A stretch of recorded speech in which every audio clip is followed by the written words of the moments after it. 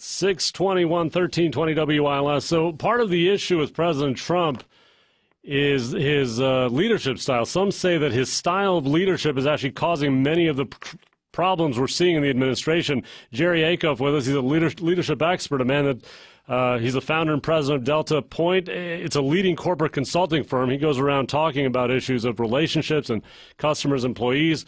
Jerry, great to have you on WILS. Thank you, Michael, for having me. It's great to be here. In terms of his leadership qualities, how would you describe him? What do you think of him as a leader? Well, he's not a very good leader at all. Candidly, the kind of leader that you need in government. You know, there's a big difference between leading a business, especially an enterprise like his, and leading a government where, you know, the currency for any great leader in a business where collaboration and collegiality matter is the currency's trust. Okay. And trust really starts with the words that we use and then the actions that we take. But tell me, Jerry, when you look at the difference, I mean, what is such a difference between leading a company like he has and leading a government? Well, I mean, you know, a government, because a government is not an autocracy. You know, a company is in many ways an autocracy. I mean, I run a company with 30 employees, and, you know, if I want to be their boss, I can be their boss. Now, boss spelled backwards is double S-O-B. But if I want to be their leader, then I've got to have a different set of behaviors. My suggestion is, you know, he does sound like somebody who delegates, and great leaders delegate. But the reality is most great leaders are liked by the people that they lead. Because the reality is, you know, I say, what is a leader? A leader is someone who has followers. Well, people have to want to follow you. And if they don't like you very much, or they don't think you like them very, very much by the way they act, then they're not going to want to follow you. And I would say, you know, John Wooden in his book, you know, says, you know, be quick, but don't be in a hurry. He's in such a hurry to sort of prove that he's legitimate that I think he's making an awful lot of rookie mistakes. And I would suggest that his presidential IQ is still, you know, in its infancy in terms of being developed. Oh, those that say the primary problem, though, for him is not his administration, it's the media. It's the way they're presenting what's happening and how things are unfolding, that really, in reality, he's not doing a bad job at all. What's your view on that?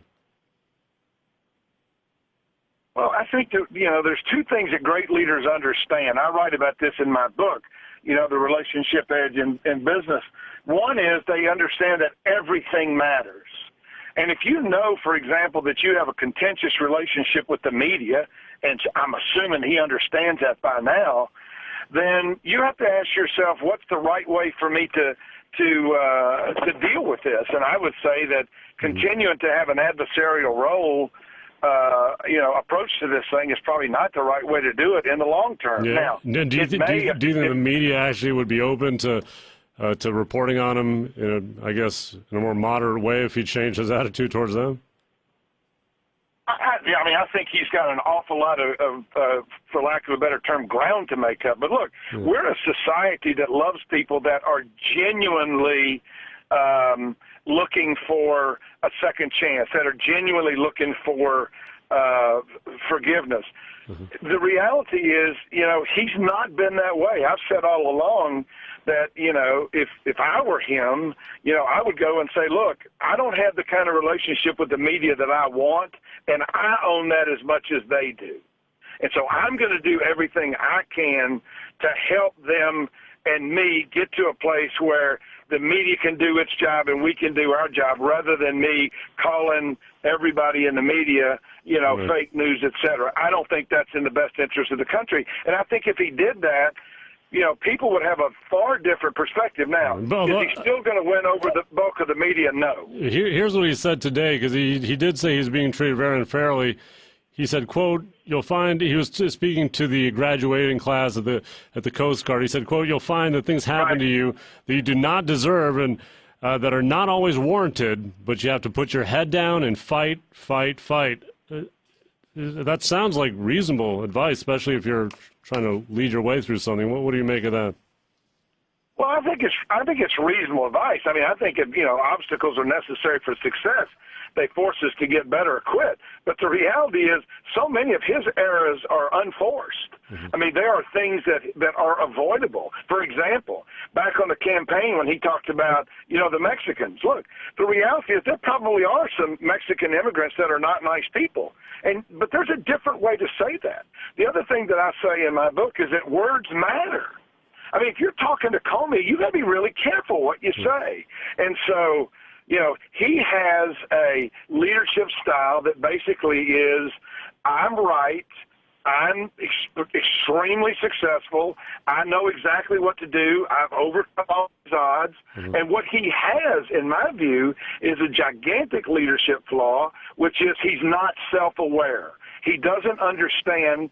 And candidly, I'm not sure he cares what other people think about him. Mm-hmm. Now, will that work for you in the short run? Maybe. Will that work for you if you run your own business? Probably. So, is that going to work for you in a business where collaboration is critical? I don't think so. So some psychologists have labeled him as a narcissist, and they say it's not uncommon for business leaders to be narcissists. But do you view him that way yourself?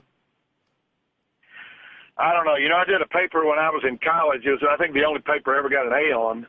And I said in the paper, I quoted somebody that said, there's no greater force in humanity than that of an egotist let loose in the metaphysical ecstasy of pride. I would not say he's a narcissist. I would say he's an egotist let loose in the metaphysical ecstasy of pride. Do you think at 80 a man can change those qualities in him? I do think so. I mean, I think... Did I say 80? I mean, he's 70, right? I think 70 or so, right? Yeah, he's 70. No, look, I think the reality is Darwin said, that it's not the strongest of the species that survive, it's the one that's most adaptable. Now, what he's proven so far is he ain't very adaptable. If he's going to succeed in this job, and I would hope he does, he's going to have to be more adaptable. There's no question, because of his background, there's a learning curve to this job. And I think he's going to have, kicks and starts, and he's going to make mistakes. And I think, frankly, that's to be expected for someone who hasn't been in politics. The key for us as a citizenry would be to see, does he learn from those miscues, and does he do something about them? What about those? But let me ask you, Jerry, just a minute here left, but what about those that voted for him because they didn't want him to be adaptable? They didn't want him to come into D.C. and turn into every other politician we've seen there. They want him to maintain his position. Go ahead. I don't think anybody voted for him didn't want him to be adaptable. What they didn't want him to, they don't want him to lose his willingness to change Washington. But you don't have to lose your willingness, desire, passion to change Washington to be adaptable. What you have to do is to say, okay, this is the game I'm playing. I've got to figure out how do I succeed in this arena. And I may not like this arena. There may be things about it I don't like. But listen, making people angry, calling people's baby ugly, that's not going to work anywhere. And my guess is, if I were him, I'd be thinking about doing it a little bit differently. I don't think he's got to acquiesce and become somebody he's not. Mm-hmm. But I think he's got to say to himself, maybe I ought to try and be a little bit more likable and a less incendiary. Jerry Acuff, find him at jerryacuff.com. And the book, Relationship Edge in Business, right? That's the name of the book? Yes, sir. Relationship Edge in Business. Jerry Acuff, right here on 1320 WILS. Jerry, thank you very much. Thanks, Michael. Yep, 6:30. When we come back, all these reform plans we have for education here in Michigan and nationwide really are not going to work. We'll find out why next.